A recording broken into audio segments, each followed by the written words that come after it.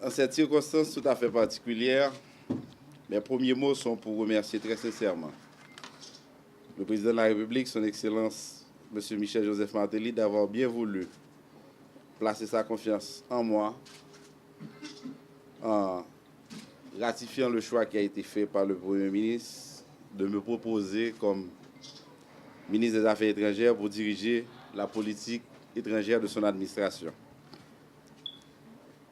Tout au long des 20 mois que j'ai occupé cette fonction, le chef de l'État n'a jamais manqué de me soutenir, me guider et de me témoigner de sa confiance.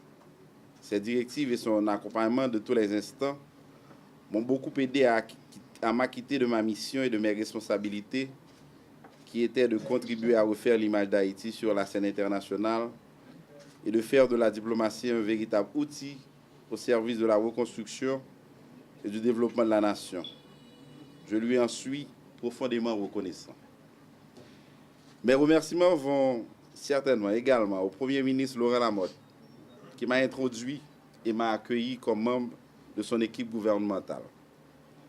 J'ai été tout à fait fier et honoré de pouvoir servir mon pays au plus haut niveau, mais aussi et surtout de faire partie de cette administration dynamique et entièrement dévouée à la poursuite du bien-être de la nation. Monsieur le ministre, mes chers collaborateurs et collaboratrices, mesdames, messieurs, au cours de ma prise de fonction comme ministre des Affaires étrangères, je m'étais engagé solennellement à poursuivre et à approfondir les grands chantiers qui avaient été initiés par mon prédécesseur, le Premier ministre Lamotte, sur la voie de la modernisation et de la dynamisation de la diplomatie haïtienne.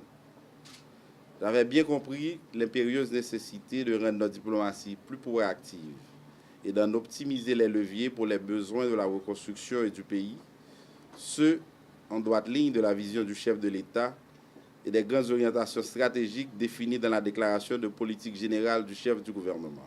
Je remercie le ministre Pierre-Richard Casimir pour sa contribution aux efforts de relèvement de l'image d'Haïti à travers le monde, pour ses efforts pour la reconstruction de notre pays et pour son service à la patrie.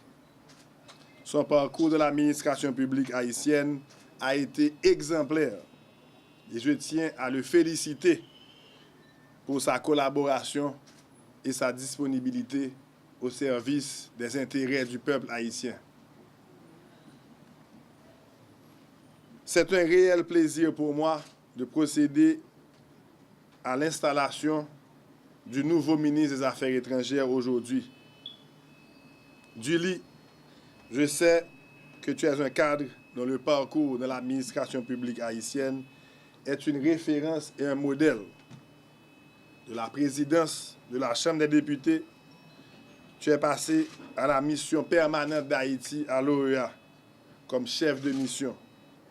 Partout, tu t'es révélé un défenseur de la cause haïtienne et ta réputation dépasse de loin les frontières d'Haïti.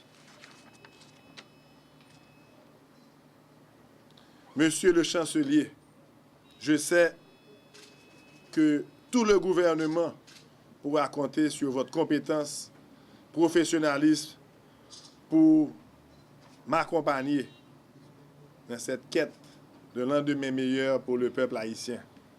Après 10 ans à l'OEA, je sais que vous êtes au courant des défis auxquels nous faisons face aujourd'hui.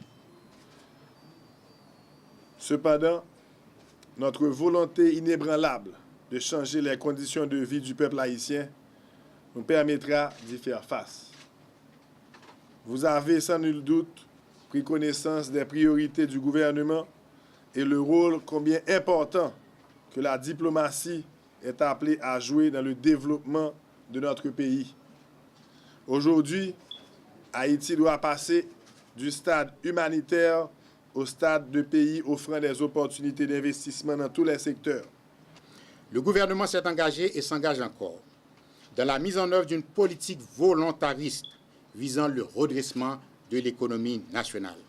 C'est d'ailleurs de cette optique que le Premier ministre Lamotte, dès son avènement à la tête du gouvernement, a prôné une diplomatie d'affaires dont la conception et l'application ont pour conséquence principale de faire comprendre à chaque Haïtien et à chaque Haïtienne que l'ouverture du pays aux investissements étrangers est la voie royale vers la régénérescence et le développement soutenable de la nation. Il est clair, si nous ne pouvons pas nous ouvrir aux capitaux étrangers, il n'y a pas de futur pour notre pays. Et je m'en félicite de voir que nous avons à la tête du pays un président de la République, un Premier ministre qui comprend la nécessité pour Haïti de s'ouvrir, la nécessité pour Haïti d'inviter les étrangers à venir investir dans ce pays. Le ministre Casimir, vous venez de nous présenter un bref résumé des réalisations que vous avez faites pendant votre passage. Je vous en félicite et je profite aussi pour féliciter tous vos différents collaborateurs. Je vais faire de mon mieux pour poursuivre sur cette lancée en renforçant ce qu'il faut renforcer et en améliorant ce qui mérite d'être amélioré. En stricte conformité avec la vision du président Martelly, j'ai l'intime conviction que la politique active de création de richesses et d'emplois est valorisant peut permettre d'éviter que les citoyens et les citoyennes soient toujours obligés de tourner vers l'appareil d'État pour trouver un emploi. Je m'arrête là pour dire quelque chose. Vous savez, je réfléchis beaucoup sur la vie de nos concitoyens en République dominicaine. Et je me dis souvent, si 100 ans, 50 ans avant, on avait compris la nécessité qu'il y ait des investissements productifs dans ce pays. Je me rappelle à un moment donné, il y avait un grand projet pour Haïti qui était le projet de développement de l'île de la Tortue. Et aujourd'hui, je m'en félicite de voir que le gouvernement croit en la nécessité d'avoir le développement de l'île à Vache.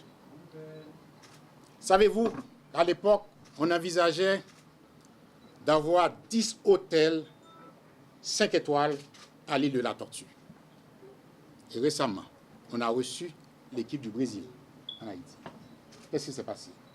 Comme on n'a pas d'hôtel 5 étoiles en Haïti, eh bien, ces gens sont allés à Dominicanie, en République dominicaine, pour dormir et venir jouer ici. Voilà des défis que nous devons relever. Et je m'en félicite de faire partie d'un gouvernement qui a la volonté de faire face à ce grand défi pour Haïti.